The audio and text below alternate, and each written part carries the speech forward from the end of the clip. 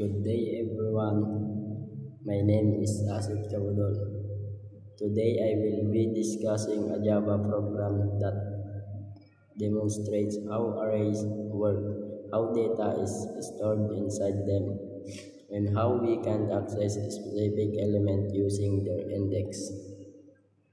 In Java, an array is a data structure that allows us to store multiple values in a single variable. This is useful when we want to group related data together instead of creating many separate variables. In this program, we created an array called numbers which stored a list of entire values. Array contains the following values: 10, 20. Following values is 100, 150, 200, 250, 300. These values are placed inside curly braces and assigned to the variable using the square bracket syntax. So public class array na sa titinagan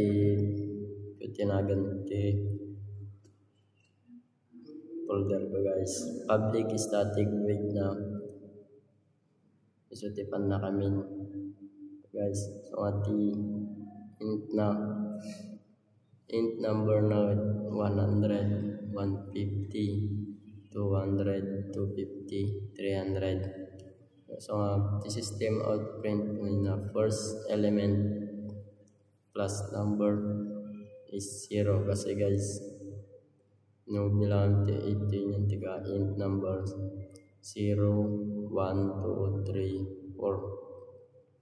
So the system out print and plus element plus number na guys is 4. So kasi malaki so ato int numbers na ko 0, 1, 2, 3, 4. So guys, ma-quantitative na ba yung first element na guys is 100. So 100 guys is and numbers is 100. Last element na guys is 300. So at yan guys good.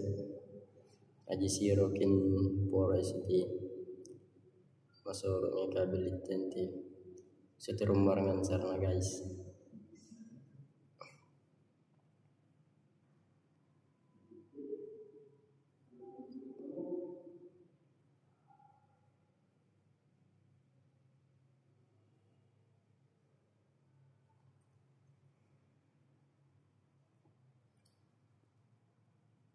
Public class array guys. Public static void main string args.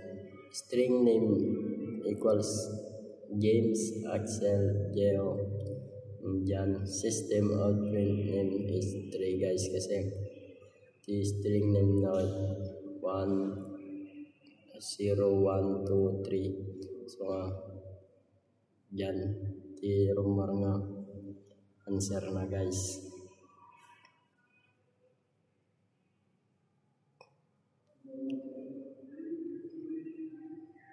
Kasi at string name na at pan nakalasket dyan. So answer na is dyan.